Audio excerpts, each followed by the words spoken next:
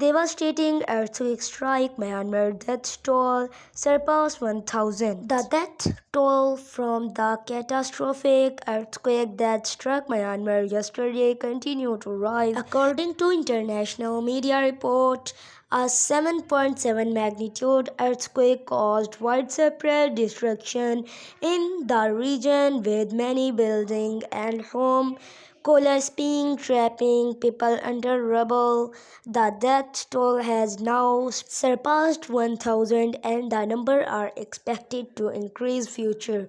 The worst hit area is Mandalay, where numerous buildings and bridges were severely damaged.